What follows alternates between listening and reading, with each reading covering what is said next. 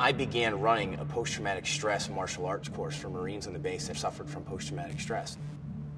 That was the first time I saw the TRX. One of the Semper Fit trainers brought a TRX and had a lot of the guys working out on it because it's low impact, but it builds a lot of functional strength and endurance.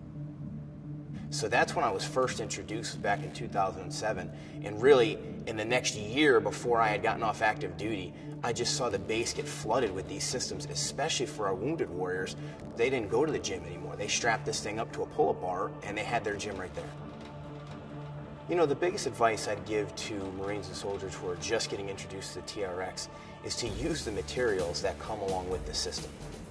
A lot of guys rip it right out of the pack, they don't watch the DVD or they don't read the directions, and they're not getting everything they can out of the system. As I started to educate myself more with the system, I got a lot more out of it. So instead of doing maybe 15 or 20 repetitions of this exercise the wrong way, you know, I only had to do 6 to 8 of these repetitions doing it the right way. I was more exhausted, and now I'm getting stronger. I'm working all the different muscle groups on each exercise. I used to do a lot of heavy weightlifting. When I do that, my joints hurt in the morning. It's more difficult for me to grapple or to spar that night.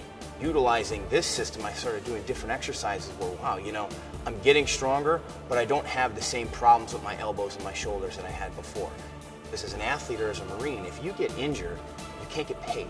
If I can't fight, I can't make a living for my family. If you can no longer train as a Marine and you can't deploy, you just let down all the Marines on your left and your right. There's several areas that I look back on in my military career and my fighting career that, had I known how to really supply my body with the right kind of food and supplements for the right types of things, I would have had better endurance. And the same thing with my training.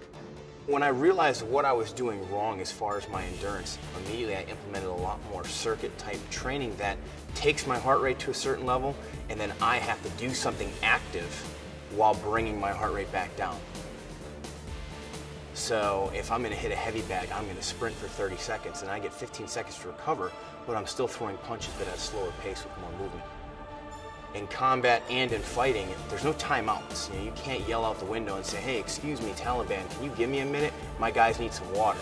Same thing in a fight. I can't call timeout if there's 2 minutes left in the round and getting my face punched in. So it's just one of those things where you have to be prepared.